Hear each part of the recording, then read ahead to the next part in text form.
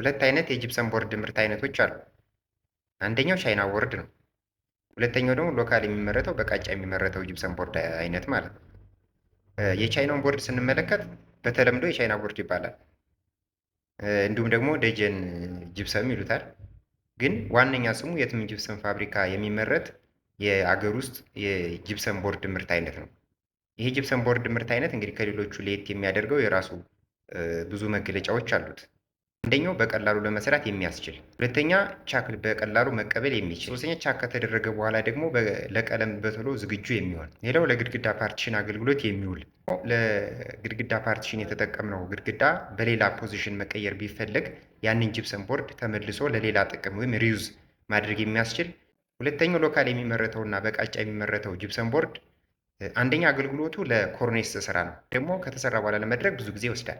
ከተሰራ በኋላ አፍርሶ መስራት የማያስችል፣ ተጨማሪ የቃጫ ወጪ የሚጠይቅ፣ እኩል ቲክነስ ስለማይኖረው ለመስራት አስቸጋሪ የሚሆን፣ ለግድግዳ ፓርቲሽን እና ለኮርኒስ ስራ የሚያገለግለውን የዚህን ጂፕሰም ቦርድ ይህን በምታዩትን የጂፕሰም ቦርድ መጠቀም ብትችሉ የተሻለ ይሆናል ብለን እንመክራለን።